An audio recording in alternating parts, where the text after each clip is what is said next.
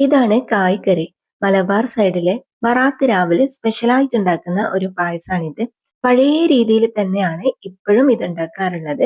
കുറെ പേർക്ക് അറിയുന്നത് തന്നെയായിരിക്കും. എന്നാലും അറിയാത്തവർക്ക് വേണ്ടിയിട്ടാണ് ഈ ഒരു വീഡിയോ ഷെയർ ചെയ്യുന്നത്. അപ്പൊ ഇതിന്റെ മെയിൻ ഇൻഗ്രീഡിയന്റ് പച്ചരിയാണ് കേട്ടോ. പച്ചരി വെച്ചിട്ടാണ് നമ്മൾ ഇത് ഉണ്ടാക്കുന്നത്. 1/4 കപ്പ് പച്ചരി ഞാൻ വെള്ളം ഒഴിച്ചിട്ട് കുതിർത്ത് വെച്ചിട്ടുണ്ട്. അതിന്റെ കൂടെ നമുക്കൊരു 1/4 കപ്പ് കടലപ്പരിപ്പും കൂടി വേണം. അപ്പൊ അത് നമ്മൾ വെള്ളം ഒഴിച്ചിട്ട് തലേ ദിവസം തന്നെ കുതിർത്ത് വെക്കണം. അപ്പൊ പിറ്റേ ദിവസം ആകുമ്പോഴത്തേക്കും ഇത് രണ്ടും നല്ല പോലെ കുതിർന്നു വന്നിട്ടുണ്ടാവും. എന്നിട്ട് ആദ്യം നമുക്ക് കടലപ്പരിപ്പ് ഒന്ന് വേവിക്കാൻ വേണ്ടിയിട്ട് വെക്കാം. അപ്പൊ ഇത് കണ്ടോ നല്ലപോലെ കുതിർന്നു വന്നിട്ടുണ്ട്. അത് നമുക്കിനി കുറച്ച് വെള്ളം ഒഴിച്ചിട്ട് ഇത് വേവിക്കാൻ വേണ്ടിയിട്ട് വെക്കാം. ഇനിയിപ്പോ നമുക്ക് കുറച്ച് നേന്ത്രപ്പഴം ഒന്ന് സ്റ്റീം ചെയ്യാൻ വേണ്ടിയിട്ട് വെക്കാം. പണ്ട് കാലത്തൊക്കെ മലബാർ സൈഡില് നേന്ത്രപ്പഴത്തിന് കായ് എന്നാണ് കേട്ടോ പറയാ. അതുകൊണ്ടായിരിക്കാം ഇതിന് കായ്ക്കറി എന്നുള്ള പേര് വന്നത്. അപ്പൊ ഞാനൊരു 5 സ്റ്റീം ചെയ്യാൻ വെച്ചിട്ടുണ്ട്. അപ്പൊ അത് നിങ്ങളുടെ ഇഷ്ടത്തിനനുസരിച്ചിട്ട് എടുക്കാം. അപ്പൊ അതൊക്കെ നമ്മൾ ഇവിടെ റെഡിയാക്കി വെച്ചിട്ടുണ്ട്. പിന്നെ നമുക്ക് വേണ്ടത് തേങ്ങാപ്പാലാണ്. 2 തേങ്ങന്റെ പാലാണ് കേട്ടോ ഞാൻ എടുത്തത്. അപ്പൊ ഇതാ 1-ാം പാല്, 2-ാം പാല്, 3-ാം പാല്, അങ്ങനെ 3 ഇവിടെ റെഡിയാക്കി വെച്ചിട്ടുണ്ട്. ഇനിയിപ്പോ കുതിർന്ന് വന്ന പച്ചരി നമുക്കൊന്ന് അരച്ചെടുക്കണം.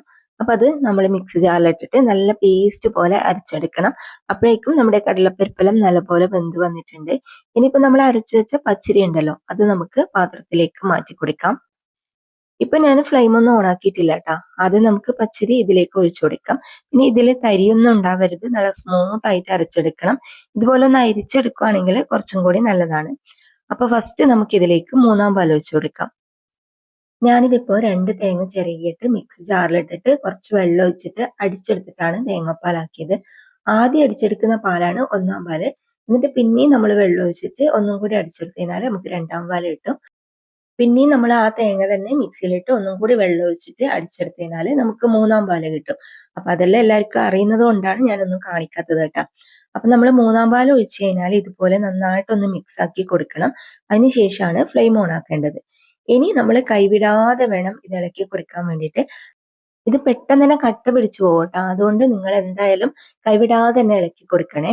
കുറച്ച് സമയം കഴിയുമ്പോൾ തന്നെ ഇതുപോലെ നല്ല തിക്കായിട്ടുള്ള ഒരു പേസ്റ്റ് പോലെ ആയിട്ട് വരും. ആ സമയത്ത് നമ്മൾ 2-ാം പാല് ചേർത്ത് കൊടുക്കാം. എന്നിട്ട് പിന്നെയും നമ്മൾ നല്ലപോലെ ഇളക്കി മിക്സ് ആക്കിയിട്ട് എടുക്കാം.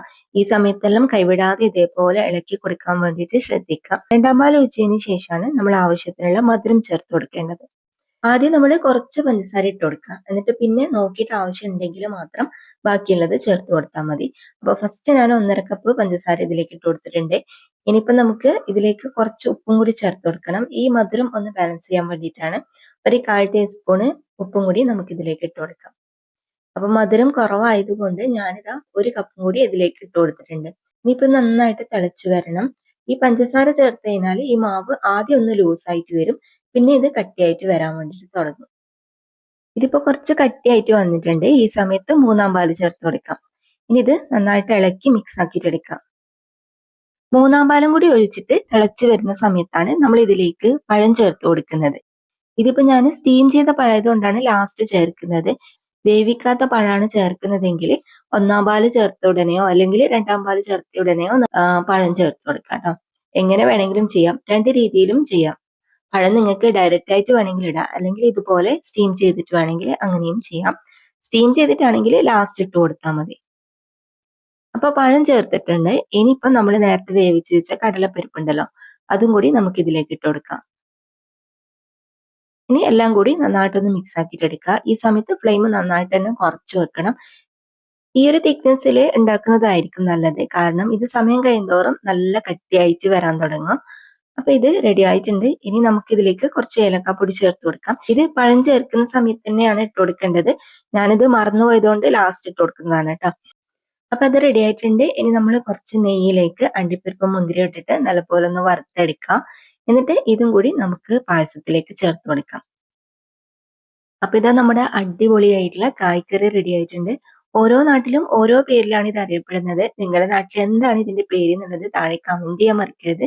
പിന്നെ ഇത് അന്നത്തെ ദിവസം കഴിക്കുന്നതിനേക്കാളും പിറ്റേ ദിവസം കഴിക്കുമ്പോഴാണ് ഇതിന്റെ ശരിക്കുള്ള ടേസ്റ്റ് നമുക്ക് അറിയാൻ കഴിയുക. പിറ്റേ ദിവസം ആകുമ്പോഴത്തേക്കും ഇത് ഒന്നും കൂടി നല്ല കട്ടിയായി കുറുകി ഭയങ്കര ടേസ്റ്റ് ആണ് കേട്ടോ. അപ്പൊ നല്ലൊരു പഴയ നൊസ്റ്റാൾജിക് ടേസ്റ്റ് ആയിട്ടുള്ള ഒരു പായസമാണ് ഇത്. അപ്പൊ ഇതുവരെ ഇങ്ങനെ ഉണ്ടാക്കി നോക്കിയിട്ടില്ലെങ്കിൽ എന്തായാലും നിങ്ങൾ ഒരു പ്രാവശ്യമെങ്കിലും ട്രൈ ചെയ്ത് നോക്കണം. അപ്പൊ ഇന്നത്തെ ഈ ഒരു വീഡിയോ നിങ്ങൾക്ക് എല്ലാവർക്കും ഇഷ്ടമായിട്ടുണ്ടാവും എന്ന് വിചാരിക്കുന്നു. വീഡിയോ ഇഷ്ടമായാലും മറക്കാതെ ലൈക്കും ഷെയറും കമന്റും ചെയ്യുക. ഇതുപോലുള്ള റെസിപ്പികൾ കാണാനായിട്ട് നമ്മുടെ പേജ് ഫോളോ ചെയ്യാനും യൂട്യൂബ് ചാനൽ സബ്സ്ക്രൈബ് ചെയ്യാനൊന്നും മറക്കരുത്.